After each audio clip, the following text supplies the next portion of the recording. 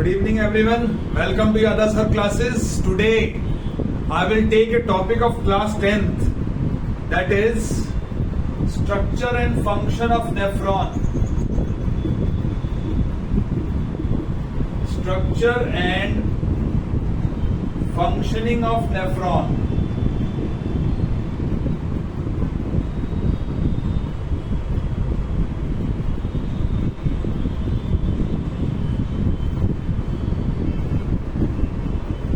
So first of all, it is a very important topic in terms of board exam.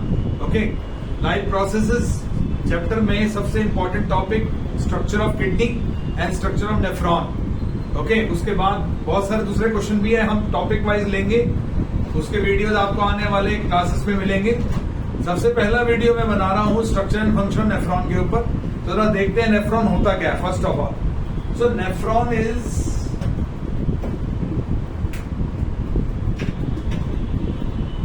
it is the structural and functional unit of kidney.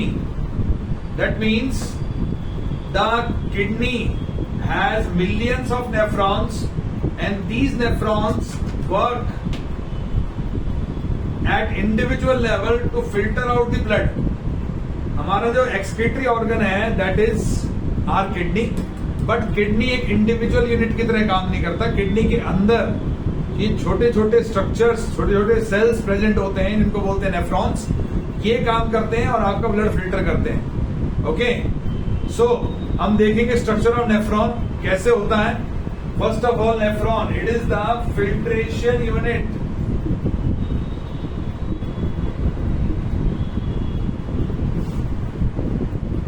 Of kidney. Filtration unit of kidney का मतलब यही वो unit है जो blood को filter करती है kidney के अंदर. ओके, अब इसका जो स्ट्रक्चर है वो कैसा होता है. थोड़ा कॉम्प्लेक्स स्ट्रक्चर है, मैं सिंप्लीफाई करने की कोशिश करूंगा आप बच्चों के लिए ताकि आसानी से, क्योंकि बुक के अंदर जो डायग्राम वगैरह बने हुए हैं वो थोड़े से कॉम्प्लेक्स है. तो सबसे पहली बात, स्ट्रक्चर अगर हम देखें इसका,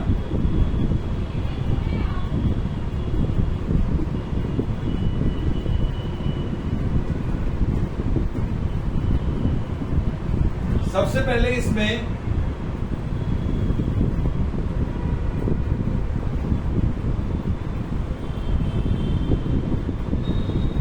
एक कैप्सूल बनता है जिसको बोलते हैं Bowman's capsule. This is called Bowman's capsule. उसके बाद इस बोमेन्स कैप्सूल के अंदर एक ब्रांच आती है, branch of renal artery.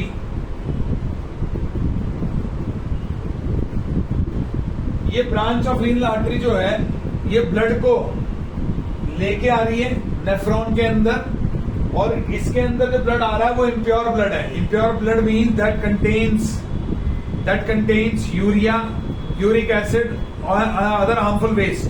Okay, ये सारा प्रेजेंट है. तो इसके अंदर इम्प्योर ब्लड है,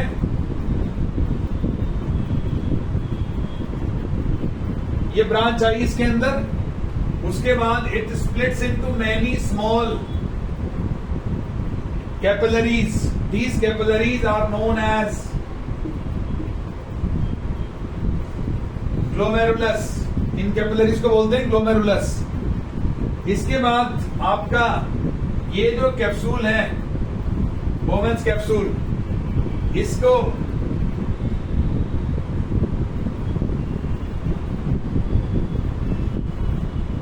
आगे हम बनाते हैं.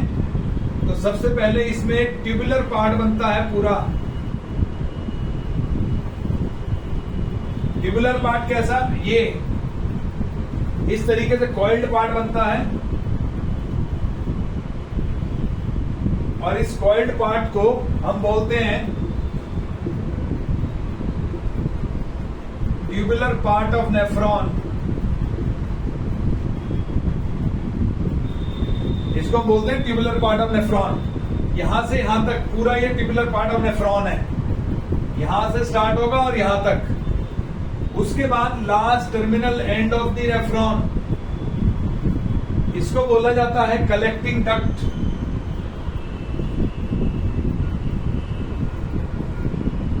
that is known as collecting duct. Okay, तो सबसे पहले ब्रांच ऑफ रीनल आर्टरी आई, वो स्प्लिट हुई ग्लोमेरुलस के अंदर. उसके बाद ये बोमेंस कैप्सूल, ये that is called the बोमेंस capsule. यहां से लेके यहां तक का पार्ट है पूरा ट्यूबुलर पार्ट है नेफ्रॉन. और उसके बाद कलेक्टिंग डक्ट लास्ट में. अब इसमें जब ये ब्रांचिंग होती है ग्लोमेरुलस में, उसके बाद यहां से एक और ब्रांच निकलती है जिसको हम बोलते हैं ब्रांच ऑफ रीनल वेन.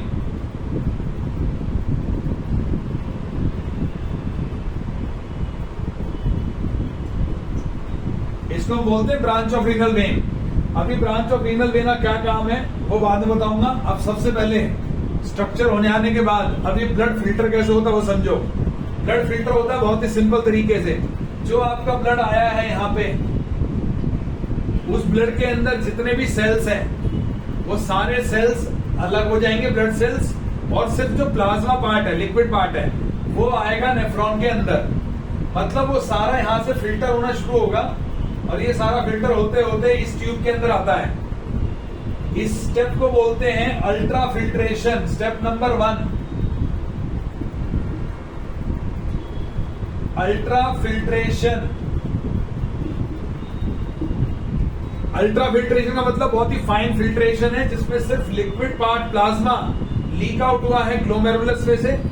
और ये सारा लिक्विड पार्ट जो है ये धीरे धीरे करते करते किसके अंदर आ गया है, इस ट्यूबुलर पार्ट ऑफ नेफ्रॉन के अंदर आ गया है.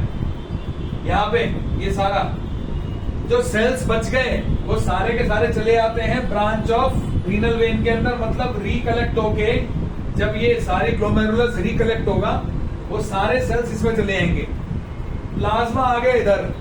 अब प्लाज्मा क्यों आया इधर? प्लाज्मा आने का मेन रीजन ये था क्योंकि प्लाज्मा के अंदर ही सारी इंप्योरिटीज हैं. तो प्लाज्मा के अंदर जो इंप्योरिटीज हैं वो सारी की सारी इंप्योरिटीज रिमूव होनी जरूरी है. तो इसलिए सिर्फ प्लाज्मा फिल्टर आउट होता है. प्लाज्मा फिल्टर आउट हुआ. अब ये सारी यूजफुल हार्मफुल चीजें इस प्लाज्मा में है, ये यहां प्रेजेंट है. और ये मूव कर रहा है आगे की तरफ. ये मूव कर रहा है आगे की तरफ सारा ट्यूबुलर पार्ट ऑफ नेफ्रॉन के अंदर. अब सेकंड स्टेप का नंबर आता है.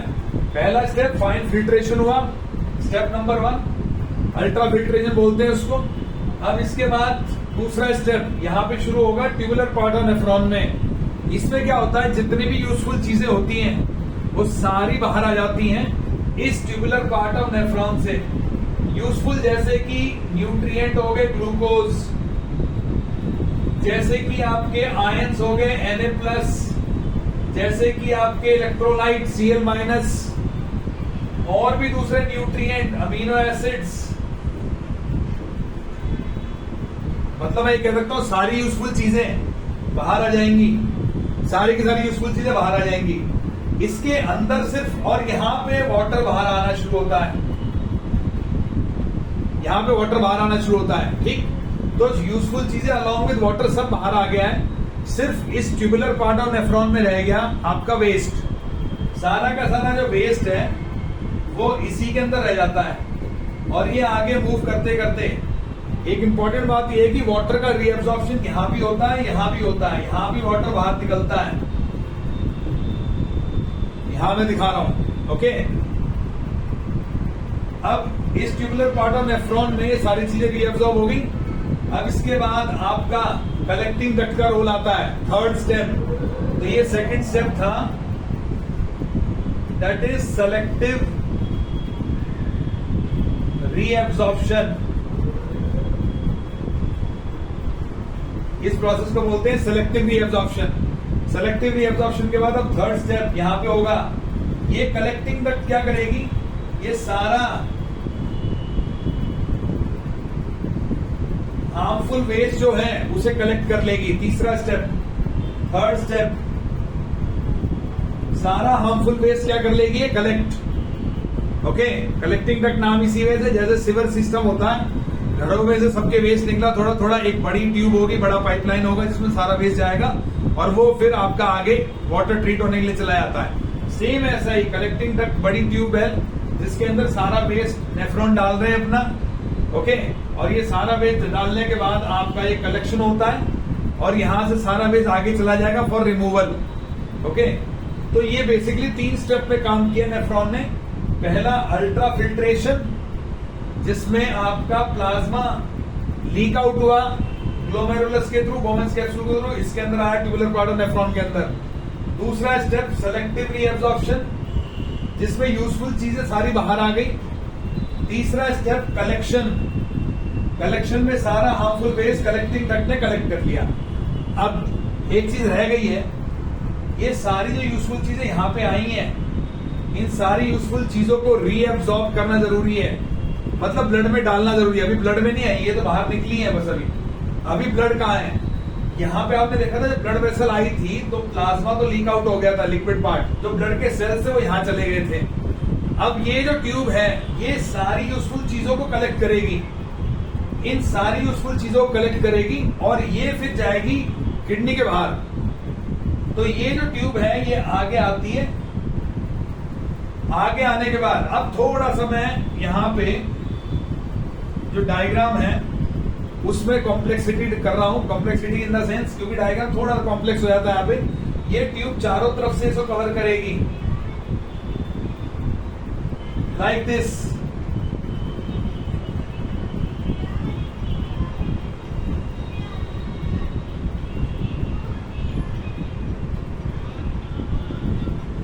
ये सारी की सारी यहाँ पे चीजें जो हैं कलेक्ट करने के बाद ये यहां से निकलती है। मतलब ये ट्यूब जो है ये सारे ग्लूकोज, अमीनो एसिड सबको ही कलेक्ट कर लेगी। सबको कलेक्ट करने के बाद ये यहां से निकलेगी as branch of renal vein. और जब ब्रांच ऑफ रीनल वेन निकलेगी उसके बाद आप ये कह सकते हो कि आपका ब्लड फिल्टर हो गया है। ओके, आपने ध्यान दिया होगा अगर किडनी में रीनल आर्टरी आती है, किडनी में एक रीनल आर्टरी आती है,